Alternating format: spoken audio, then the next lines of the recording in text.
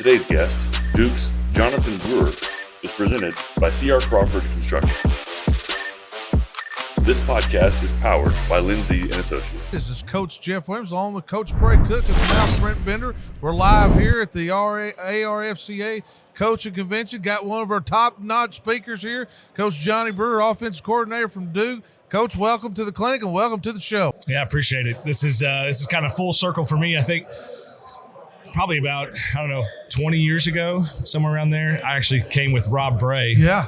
And the great Rob Bray. I was the 20-year-old computer guy. I think I was actually like 18 at the time, and I was in charge of setting up the computer for him. And I think it malfunctioned. I think he got after me pretty good in front of everybody. So I don't have a GA to get after if something goes wrong. So just be on me. So, because we know Rob is technically, he loves computers and everything. He's a all computers guy. He sets up everything. So now when I played, it was him. It was actually Bart McFarland's the one that actually did all the stuff for us. But well, let's get into. You got an amazing career, and we followed it. And you're a kid from Arkansas. You're done great things, but the journey's hard too to get where you're at right now and to stay where you're at.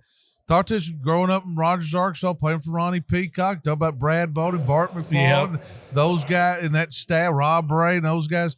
Talk to us a little bit. Your time experience there at Rogers and watching that program grow under Coach Peacock, who I think is one of the Hall of Fame type coach. Yeah, I kind of grew up in Rogers before it kind of blew up. Yeah. My brother was an all-state quarterback before me, and then when he graduated, his head coach Charlie Cooper. I don't know if you ever met Charlie, but he retired, and Ronnie Peacock got hired, and really. You talk about defining moments in our lives, and my life, that was a defining moment. Him getting hired there, because I think it changed the trajectory for me, my family, and I got to be around Brad Bowden, Brian Little, Bart McFarland, Rob Bray, Perry Escalante was a coach on the staff there. We had just an unreal staff, but really Ronnie was such an influence in my life, and I played there, had a good career. Really didn't want to get into coaching. I wanted to be a marine biologist and go study sharks and do some weird other stuff. And I got into my freshman year going into the summertime, and there's a hole in my heart. And I talked to Coach Peacock, said, hey, I think I want to go coach. And he said, well, hey, if you do this isn't like you're just going to show up on game day and have all the glory. You're going to be here and be my GA, essentially. And I was like, okay. I was young, so I was like, I'll do it. And so he let me do that, and I essentially was his gopher for 4 years, and got to do everything with him, and was around him all the time, 24/7. I was either at school or I was at football, and did that, and it just really allowed me to make connections. And that's where Rhett Lashley and Gus Malzahn, we were all connected there, coaching against him. And then I used to work the quarterback camps. Rhett and I would drive to Tulsa to work the quarterback camps and do that for Todd Graham, and you didn't get paid for those. I got a free hoodie or a free pullover that Coach. We get done, and I'm working my butt off, and Coach Malzahn, free hoodie and a pat on the back. Oh, there's no doubt. And he'd bring me into the room and he'd go, "All right, man, hey, you did a great job today." Because what he'd do, he would send me with about 30 guys, and him and Rhett would take about 2 to 3 guys over there. He'd personally work them out, and I'd have the whole group. I'm like, Coach, I'm about like 19 years old. I got these dudes thinking I'm a college coach, but he would give me just a pullover, say, "Hey, good job," and then send me on my way. But really got connected with those guys, and then I got hired on to Rogers. Did that, worked with Chad Harbison, and that was great. And then I got a call from Gus when he got the Auburn job, and him and Rhett offered me a GA job, and I get married, go on a honeymoon.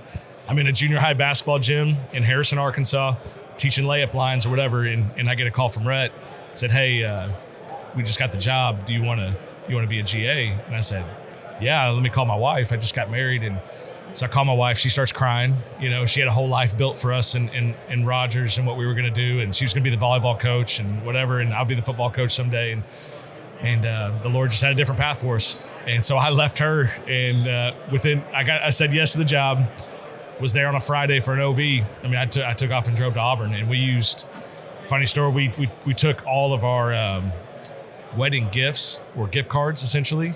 We're just 2 teachers, so our deal was gift cards, and we spent our money on our honeymoon, and so we had no money. So I used gift cards to drive down to Auburn, pulled up to a hotel down in Auburn, and told the person at the front desk, said, "Hey, I'm gonna write you a check. Don't cash this till tomorrow, because I don't think it's gonna be." I think my wife's family's got to put some money in our account to get us going, but. Just fortunate, got hooked up there. And then, so I get there, and I think I'm going to be a quarterback's GA. That's what I was, and offensive coordinator, all that kind of stuff. And all of a sudden, they start walking you by the rooms who you're going to work with. And I start passing Rhett's office and Damian Craig's office. I get to go in, and I got to be with JB Grimes. Oh, well, great. And so I was a GA for JB for 3 years.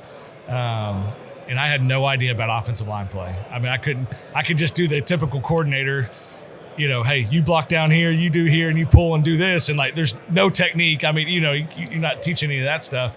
And, I got a doctorate in offensive line play. And I really, JB taught me how to be a real coach and taught me how to teach people what that means and how to do that on a day-to-day basis. I mean, that's what you have to do with offensive line. And he really changed me. And then, I was with Coach Malzahn for 4 years. And then Rhett and I took off and went to UConn, went up there for a year, then went to SMU for 2 years, had 2 great years for Sonny Dykes, and then went to Miami with Manny Diaz, which was an unreal experience where I got hooked up with Manny.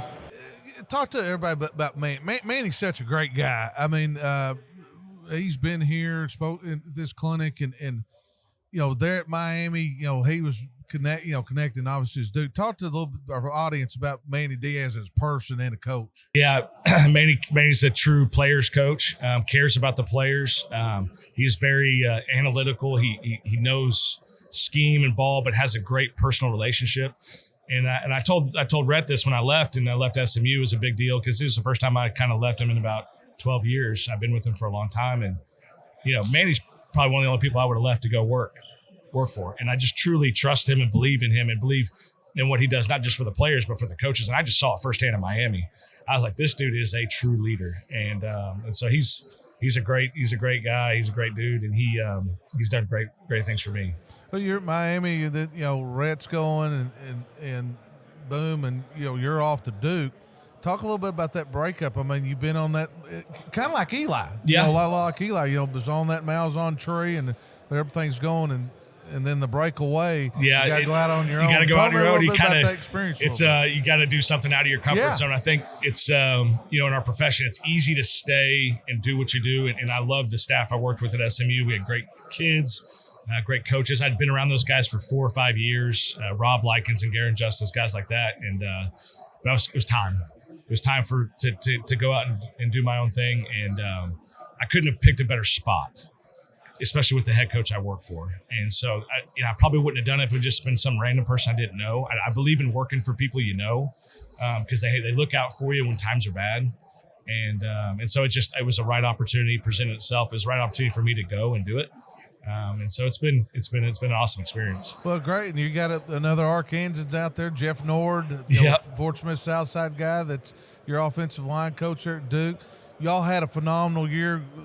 Y'all played Brett and SMU, and I'm watching that game. Yeah. And the old block field goal, and it was a crazy night. I mean, that's the craziest game all year. It just like it wouldn't end. And you guys made great strides there at Duke, and Coach Cutcliffe, who's a Hall of Fame coach, was there and did well. Is there the challenges a little bit at Duke? Everybody Duke basketball, but football in the ACC, they've been a factor for a long time. Yeah, they have, and I think we're different. Yeah. We're different than everybody else. I think everybody else is really about just football, and then what can a player provide you in football? Duke, our players are more holistic. They have more than just who they are as a football player. Our guys are high academic, high character type of people. That's who we recruit to. And so you imagine you have a whole group of people that are highly intelligent, that work their butt off, that'll do what you ask them to do, and they pull in the right direction. And that's why we've been good in this era of NIL and all this other kind of stuff. We have a bunch of individuals, and we just have a team. And you just see it throughout it. Halfway through the season, you look at the trajectory of teams. They're either going up or they're going down.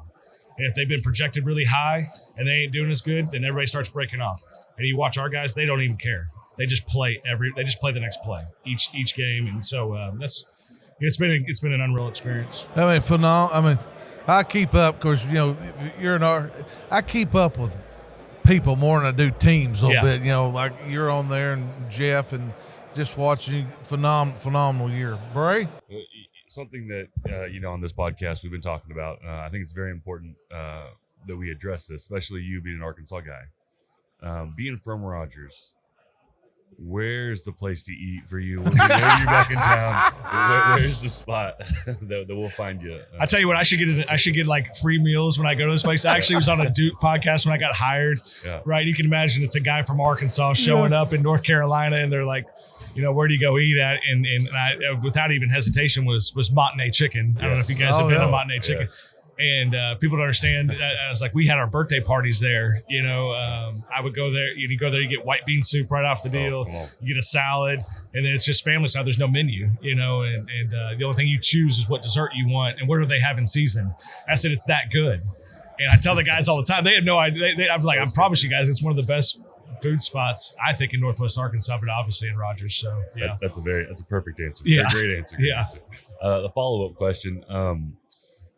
It's been cool to talk to coaches like you who've had so much success and who've been able to travel and get these incredible jobs like you have. And one thing I've noticed is that all these coaches, yourself included, are coachable. You've gone through, you've worked with some great coaches. What's some great advice or some coaching tips that you really latched on to throughout your career? Yeah, if you're just talking offensively, I do believe this. The offensive coordinator, if you're running an offense, I think you have to have a connection with the quarterback. It's not about the plays. I learned this from Coach Malzahn. You guys you guys know him as well as I do. It ain't about the plays. It's about the players and how can you execute those plays. And so I think the connection with the quarterback and sitting down, especially if you're a passing offense like we are, of knowing what he knows and having a comfortability like, hey, it's 3rd and 5 for the game. What play does he want to call? And how does he see things? I think that's the biggest. I think a lot of coaches, they just show up and say, this is what we do. And you have to conform to me. And I'm a lot different. We had a guy this last year that was a unbelievable arm talent, could throw the football. He was really good at RPOs, something we really hadn't done a lot of as much as we probably should have in the years past. And we majored in that. It's kind of what I'm talking about tonight. And that he just saw that stuff. And so you morph your offense, because the quarterback is the number one position on your team, at least on offense. And so try to gear that and try to get the heads of your players. The other deal is if you have good intentions, good things will happen. If you care about kids and you want to make them better, I just truly believe good things will happen. If you're in it for yourself, I've seen it too many times in this profession, it won't work. Eventually you'll get caught. And so if you're in it for the right reasons, and that's where I was lucky about Ronnie Peacock. I would sit there at father-son. The number one thing I ever did was father-son retreat. And if you've never done that, you guys have seen that before, but it's unbelievable. It's life-changing. And to have that kind of experience was better than any win I ever had. I stood on the national championship field, and I had the same feeling I had when I watched sons and dads hugs, or dads get up on front of a fire and tell a story about their dad and start breaking down. The same type of feeling. You're like, so it ain't about the wins, guys. It's about the kids and how can you develop kids. And so, college is, it is about the wins. I get it in college, but I do believe in if you invest in kids and you build it up the right way, you will win. And I think that's what you see at Duke. I'm going to piggyback off that. Do you think and we had Gus on, we've talked about, a lot of guys that have coached Eli, they've been in high school, they're at major college.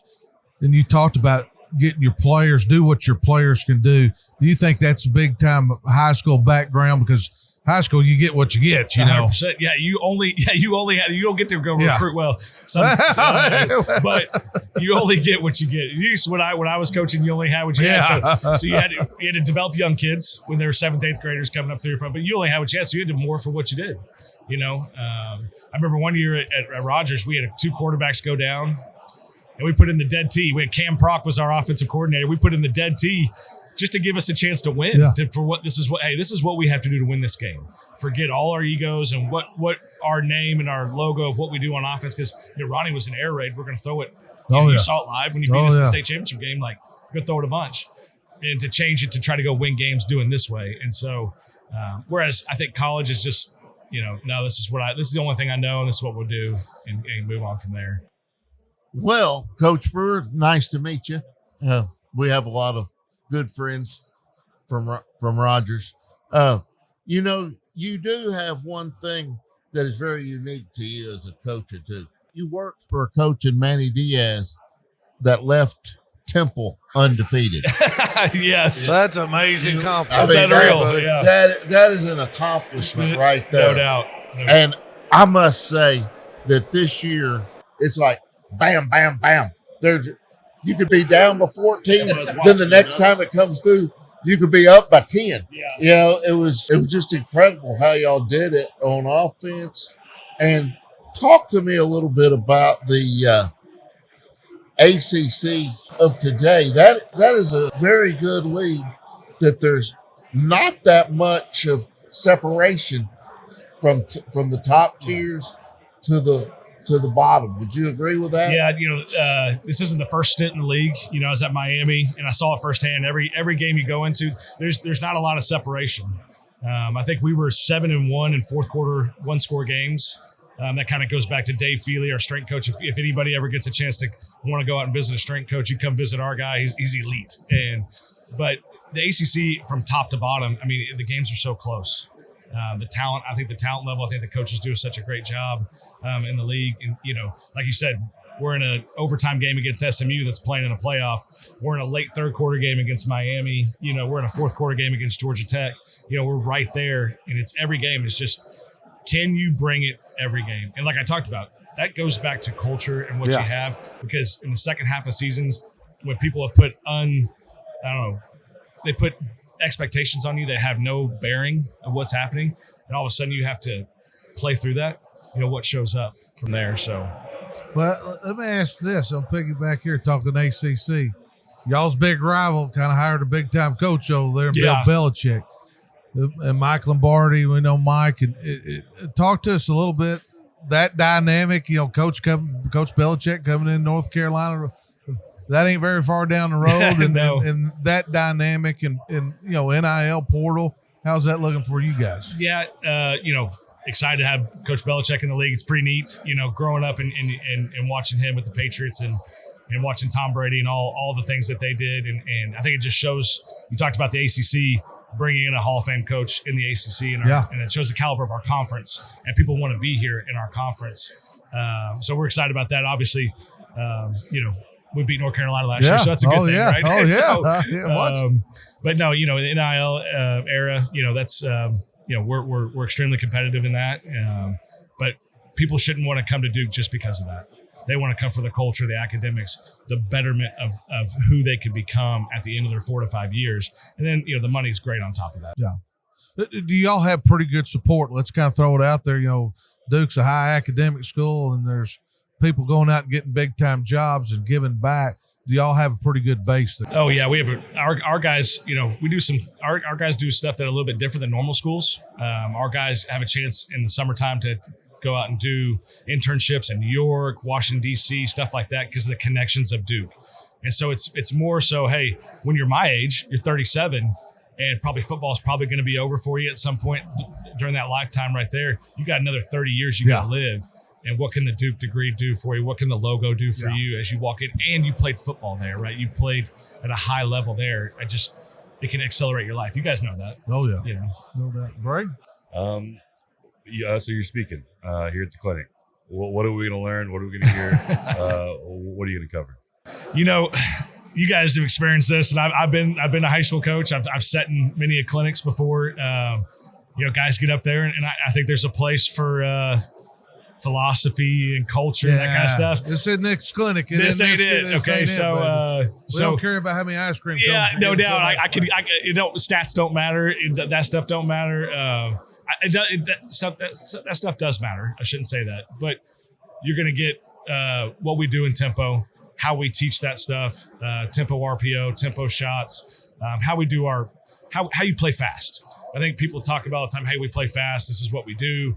Blah, blah, but really, how do you get going playing fast? What does that look like? And what we've done over the last 5 years is, there's really only 2 offenses in the country that do what we do. It's us and SMU. And so it's very unique. We present very complex problems to defense. There's going to be a lot of different formations, and how you do that and how you mold that into an offense. That's what you're going to see today. Speaking of formations, I mean, that's one when I say tape, when I'm watching y'all, that pops out. I mean, or do y'all do it like Andy Reid, where we come in weekly and what do you got this week, or or is it, how does that work? Because y'all do a great job as far as formation. Yeah. Are you copycatting off film, or how it works? There's like as good coach, you see stuff on tape. Yeah. You're like, hey, this is I like this. This fits us. This fits what we can do. This fits what our quarterback is liking. This last year, we maybe got in the empty world more. We had a gunslinging quarterback. That's what he'd like to see in pictures like that. So we put in more tempo formations that were more empty that we had not done at SMU before. And so there's always stuff brought to the table, and I will put something in. that's probably my weakness is if somebody brings something up. Yeah. Heck yeah, let's go. Let's go do it. Heck yeah, let's go do it. Let's try it. And then you get out there and you're like, nah, that don't look very good. So, but yeah, we do. We play in very exotic formations. If you watch this on tape, you're going to see everything from tackle over to bunch stacks, double stacks, tight ends with stacks. You're going to see a lot of that, and then you're going to see one thing we've kind of evolved to is a lot of shifts and trades. We talk about that in dead ball scenarios, things when you're not playing fast. How do you make it complicated for defenses? How do you make kids talk? I think the big thing is, kids now they talk on their phones, right? And so how do you make kids communicate on the field, especially on the defensive side? They have to line up in this, shift to this. Oh, wait, it's under 15 seconds. And now you snap a play, something we do routine all the time. And so that'll be some of the stuff I get into today. We talk. Well, Coach, we're excited about you being here, man. We're fired. I know Rob Brake's excited. Yeah. And he doesn't have to work the computer today. Yeah, no doubt. Yeah, I'm going to make him sit up there. I'm going to make him sit there and be so. Everybody's excited. It's 1,100 coaches here. And you coming in, and we had Coach O on earlier, the buzz and Coach Pittman, all the different coaches that come together. But we are I think it just shows you about Arkansas, the state of football in Arkansas. I think is top notch. We were up in Northwest Arkansas recruiting, and I had my tight ends coach with me, and driving them around and showing them the facilities and things that people have here. We're very fortunate. Yeah. We're very fortunate in what has gone on in this state and the commitment to athletics in this state and coaches in the school. People don't understand that's a big deal, and the backing that athletics have in the state. And so a chance for me to come and share my knowledge, share something that's completely different. I don't think they're going to get anything like this they've ever seen before. They're probably going to look at me like, what the crap is this guy talking about? Which is cool. It's just great. Sometimes my players do that too. So, but it's neat. And then, get to hear and see you in person after beating us in the state finals. Let me tell you this before we get on that. Every guy, we've had numerous guests, and all of them have cost me state championships. So it is nice to have somebody on. No doubt. You don't understand. It took 50 years to get to that point, and there were some things went on that game, and I remember hugging Cody Kirby after the game, and I'm like, oh man, just how hard it takes to get to a state championship game. I don't care how good you are, everything's got to go right. I think we beat you guys earlier that year at Southside. It was a close game. I mean, I think it was the first time Rogers had beaten Southside since like maybe the 90s. Yeah. And at Southside, and to do it twice in a season, it's hard. Well, in the league's hard. And y'all got on a roll. Y'all were a 4 seed, and y'all got on a roll, and y'all are playing really good. And we had beaten Fayetteville and Bentonville to get there, and man, it's unreal. So that's what makes it great. So when you got to line up and play the game, you never know what's going to happen. You never know what's going to happen. It comes down to y'all hit a post right out of the middle of the field, kick a field goal with no time left, and it was just like man. I think we rushed for 32 yards that night. It's one of the defining moments of my life. Yeah, we hit a couple. We had a left tackle named Lee Zimbo. Yeah, okay? You did. And Lee was an unreal player, right? You remember Lee? And y'all did something that we had never seen before. Y'all didn't even put a guy over there on him. Yeah. You're like, nah, we're just going to let him not block anybody. We're sitting there going, what the crap? And, we throw the ball. So it was like, all right, well, we'll just, we kind of took him out of the game. Keith Fipple, we lined up a 4 technique, and we would go into A gap, Yeah. And he told that kid, I'll never forget, he goes, you're a sacrificial lamb this week. He goes, it's okay if this guy puts you up at the press box. Yeah, no doubt. Just cutting the heads down. No doubt. Force everything out here. That poor guy at the game, he looked like he got in a gang fight. I mean, Lee Zimba, he had bruises up and down. I said, but you did your job. No doubt. Yeah. And you got to put a ring on after that. Here's a bag of ice and some aspirin. You did your job. Hey, here's a sandwich. Get on the bus. Great job. Let's go. Well, Coach, like I said, we're excited about you being here. You're back in Northwest Arkansas. We got a gift card from one of our sponsors. Oh, yeah. Appreciate it. All American Steakhouse. And we got a T-shirt. Going to get you. Man. Got a big mug for you over here on the side. Oh, man. We'll thank you guys so much. Thank you so much. But appreciate it. Congratulations on coming in. Appreciate you. I got a question for Yeah. you. Do you get to go to? Are you a Cameron crazy? I'm not a Cameron. I am a Cameron crazy because you go to that facility and how elite the venue is, and it's something you see growing up on TV, and you go into it. Every game sold out. Every game. Do you take your shirt off? No, trust me, nobody wants to see that. Trust me, not even my wife. I can promise you that. So no, but Coach Diaz gets hired, and one thing you got to do when you get hired, you got to shoot a free throw, right in front of everybody. Oh my God! Hey, and if you've ever played, basketball, Coach Diaz, because we believe in staff unity and playing noon hoops. And he gets up there, bam, hits it right off the bat. Yeah, I saw that on TV. Oh, it's unreal. I said, "How nervous were you?" He's like, "Nah, I was good." He trusted his shot. God, So I've been scared to death. no, there's no doubt. I probably would have airballed it. No, I probably Can I get a redo? Can I get two? It was on a layup. So, well, Coach, we appreciate you coming on, man. Hey, we'll look forward to listening to you tonight, cool. buddy. Awesome. Thank you. Appreciate you guys. Thank you. All right, buddy.